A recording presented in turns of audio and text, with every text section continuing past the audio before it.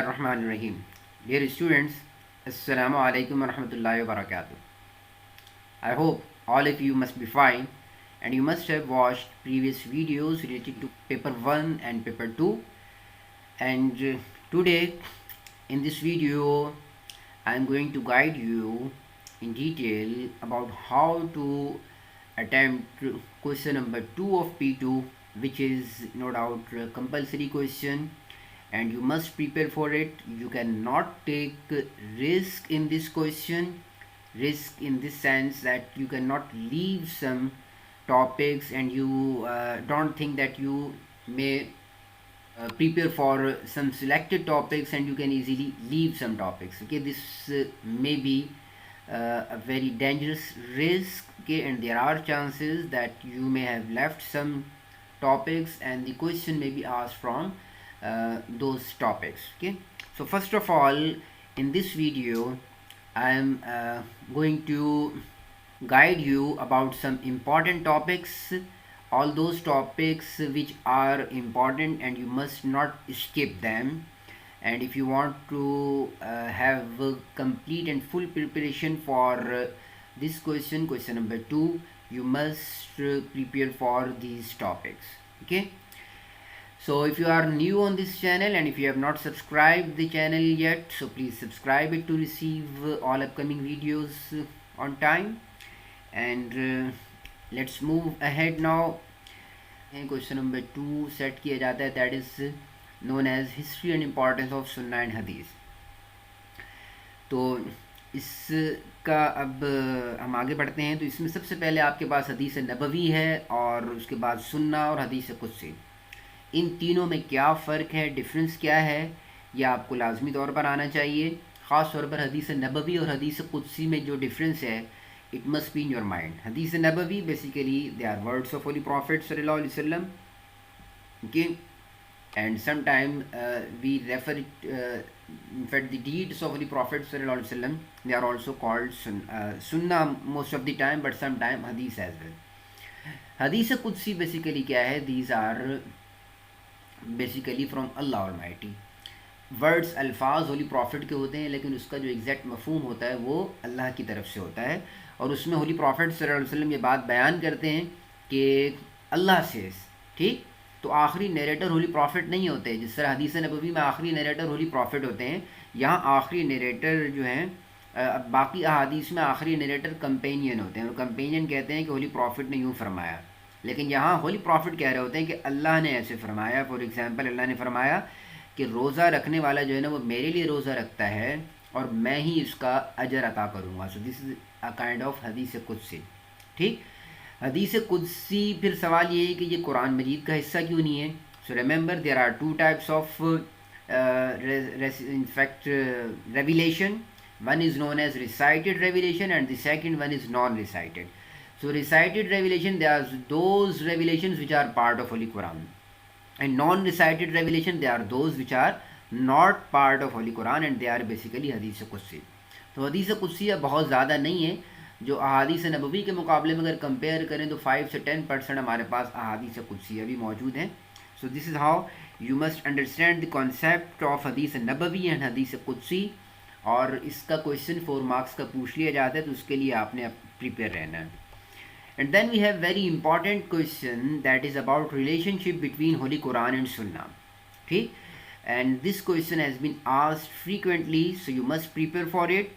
And first of all, for this question you must understand the position and the authority of Sunnah, because some people think that Holy Quran is enough for them. So you have to prove that Holy Quran is not enough and Sunnah is one of the important sources of Islamic law, and its position is clear through some Quranic verses like وَمَا آتَاكُمُ الرَّسُولُ فَخُذُوهُ وَمَا نَهَاكُمْ عَنْهُ فَانْتَهُوا.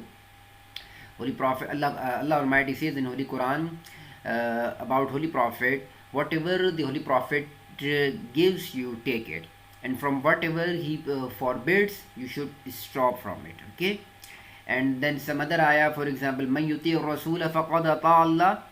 If you obey, and whosoever the person obeys the messenger of Allah, he basically obeys Allah Almighty. So this is how you may first of all understand, and if you are asked to write down the answer of the question in which you are asked to describe the relationship between Holy Quran and Sunnah, تو وہاں پہ position of سنہ کو بھی high light کریں گے اور قرآن کی عنایت سے اس کو ڈسکرائب کریں گے انٹروڈکشن میں.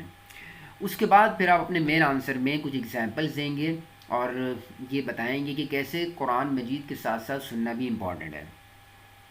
تو اگر ایسا کویشچن پوچھا گیا ہے کہ جس میں آپ کو ریلیشن شپ بتانی ہے قرآن اور سنہ کی، تو وہاں پہلے آپ قرآن کی آیت کوٹ کریں گے کسی بھی ٹاپک پر اور اس کے بعد حدیث کوٹ کریں گے. Both quotations are important. Okay, so this is very common mistake that the students they miss either of the quotation. Either they miss quotation of Holy Quran or quotation from the Sunnah of Holy Prophet صلی اللہ علیہ وسلم. Both the quotations are important. تو قرآن کی آیات، کیونکہ ہم حدیث کو ڈسکس کر رہے ہیں تو میں نے احادیث آپ کو ان ایگزامپلس میں دی ہیں، آپ یہاں سے ان کو دیکھ سکتے ہیں، یاد کر سکتے ہیں، نوٹ کر سکتے ہیں. قرآن کی آیات کے میں نے آپ کو نمبر دیا ہوا ہے، تو ان نمبرس کو آپ اچھی طرح سے دیکھ لیجئے اور پھر آپ یہ قرآن مجید کی جو آیات ہیں، ریلیونٹ آیات، وہ آپ نیٹ سے، گوگل سے یا کہیں سے آسانی سے آپ حاصل کر سکتے ہیں. سو اباؤٹ انٹرسٹ، یوزلی بہت سی آیات میں اللہ نے انٹرسٹ کو پروہیبیٹڈ قرار دیا ہے. One of them is from سورہ نمبر 4 آیت نمبر 161. تو اس آیت کو آپ کوٹ کریں گے اینڈ دین دی حدیث. اس حدیث میں پھر آپ بتائیں گے کہ ہولی پروفٹ، اللہ نے تو یہ فرمایا کہ اپنا انٹرسٹ لینا اس کو ناجائز قرار دیا، اور ہولی پروفٹ صلی اللہ علیہ وسلم نے پھر اس کو آگے بڑھایا اور انٹرسٹ کے حوالے سے جتنے بھی اور معاملات ہیں کہ صرف لینے تک اس کو محدود نہیں رکھا، کہ جو لوگ بھی پوری انٹرسٹ کی جو انڈسٹری ہے اس کو ہولی پروفٹ صلی اللہ علیہ وسلم نے ٹارگٹ کیا اور کہا کہ تمام لوگ برابر ہیں اور یہ سارے کے سارے گناہ میں شریک ہیں. ٹھیک، تو this is how Holi prophet صلی اللہ علیہ وسلم ہیز ڈسکریجڈ اٹ. اسی طرح سے اب آگے آپ وائن یا شراب کے حوالے سے قرآن کی آیت وچ از فرام سورہ نمبر 5 آیت نمبر 90 کوٹ کریں گے اور پھر آگے بتائیں گے کہ کس طرح سے اللہ ہولی پروفٹ صلی اللہ علیہ وسلم نے اس کو آگے بڑھایا اور پوری وائن انڈسٹری کی بھی مذمت کی اور فرمایا کہ وائن میں کسی بھی حوالے سے کوئی اگر انوالو ہے تو وہ بھی برابر کا مجرم شریک ہوگا، تصور کیا جائے گا. The same case now is about stealing. Stealing کے حوالے سے سورہ نمبر 5 آیت نمبر 38 میں اللہ تعالیٰ نے میل اور فیمیل کے حوالے سے بتایا کہ اگر کوئی تھیف چوری کرتا ہے تو اس کی سزا یہ ہے کہ اس کے ہاتھ کاٹے جائیں گے. But what happens if a thief steals again and again؟ اس کے حوالے سے ہمیں ہولی پروفٹ نے اس حدیث میں گائیڈ لائنس دی ہیں، تو اس حدیث کو آپ نوٹ کر کے آپ کوٹ کریں گے. دین بزنس کے حوالے سے اللہ تعالیٰ نے فرمایا وَأَحَلَّ اللَّهُ الْبَيْعَ. سورہ نمبر 2 آیت نمبر 275 میں اللہ تعالیٰ نے فرمایا ہے کہ trading we have allowed trading, لیکن اس میں ریسٹرکشنز کیا ہیں؟ تو وہ ہولی پروفٹ صلی اللہ علیہ وسلم نے مختلف احادیث میں ریسٹرکشنز بتائی کہ کہاں کہاں ہم نے احتیاط کرنی ہے اور کن کن چیزوں کا خیال کرنا ہے ٹریڈنگ میں اور بزنس میں. تو ایک یہ ہمارے پاس ایک یہ ٹاپک ہے کہ فار ایگزامپل اگر کہیں کوئی بزنس ہے، اس میں دو پارٹیز ہیں اور وہ کسی بزنس ڈیل پر بات کر رہے ہیں، تو جب تک وہ علیحدہ نہیں ہوئے تو اس وقت تک ہولی پروفٹ نے یہ بات بیان کی کہ وہ اس بزنس ڈیل کو، دونوں کو اختیار ہے کہ وہ اس کو کینسل کر سکتے ہیں. ٹھیک ہے، بعد میں کینسل جب ہوگی تو وہ دونوں کی میوچل انڈرسٹینڈنگ سے ہوگی، لیکن جب تک وہ ایک جگہ موجود ہیں اور ڈسکشن ہو رہا ہے تو ان دونوں میں سے کوئی بھی اگر اس کو کینسل کرنا چاہے تو وہ کر سکتا ہے، دونوں کا متفق ہونا ضروری نہیں ہے.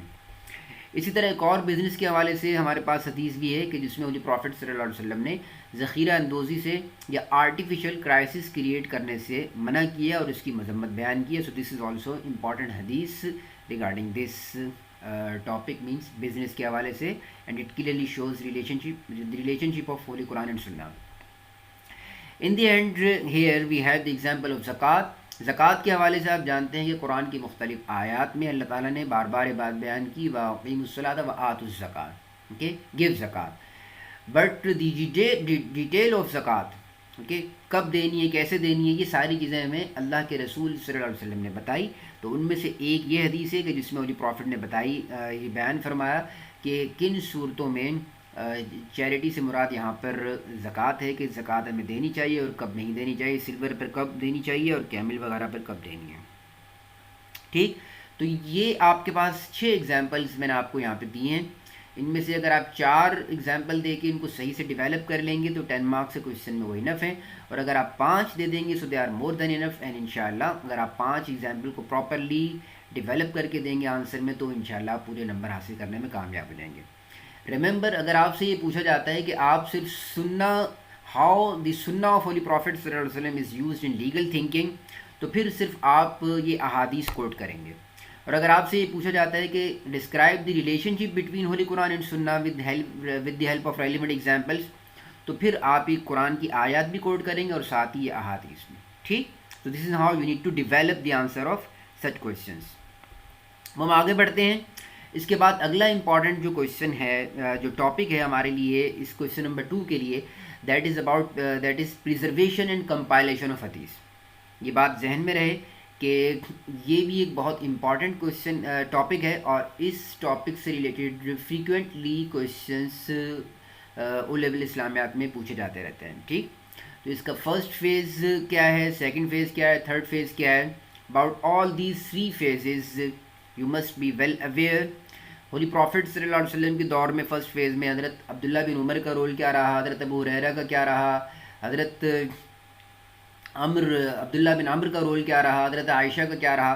تو یہ ساری چیزیں اور خاص طور پر ہولی پروفٹ نے کس طرح عبداللہ بن عمر کو جب کچھ لوگوں نے منع کیا کہ آپ لکھنا چھوڑ دیجیے احادیث تو اس وقت انہوں نے کس طرح سے ہولی پروفٹ کے پاس گیا اور ہولی پروفٹ صلی اللہ علیہ وسلم نے ان کو کیسے انکریج کیا. تو وہ کوٹیشن لازمی طور پر آپ کو یاد ہونی چاہیے اور کوٹ کرنا چاہیے آپ کو اسے.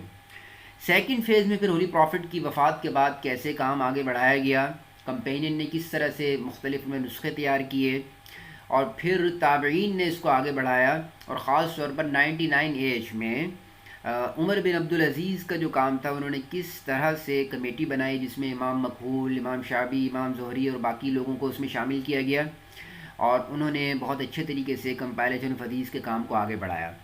اور اسی ٹائم پیریڈ میں آپ بتائیں گے کہ کیسے امام ابو حنیفہ نے, امام سفیان ثوری نے اور اسی طرح اور تابعین نے اور مصنف عبدالرزاق اور موطا امام مالک کی ساری کی ساری اسی سیکنڈ فیز میں ہمارے سامنے یہ بکس اور یہ کام تھے جو ہمارے سامنے آئے. ٹھیک. So this is how all these things must be in your mind about preservation and compilation of hadith. Third phase میں آپ بتائیں گے کہ کیسے میجر کام جو ہوا تھرڈ فیز میں 6 میجر کلیکشن آف حدیث کے حوالے سے صحیح بخاری سے لے کر سنن ابن ماجہ تک. تو یہ کام ہوا.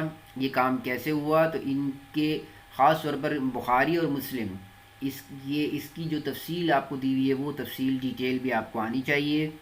بکس کے نام اور کمپائلرز کے نام, انہوں نے کام کس طرح سے کیا, بک کی کوئی یونیک ایٹریبیوٹس ہیں تو وہ کیا ہیں. ٹھیک ہے نا.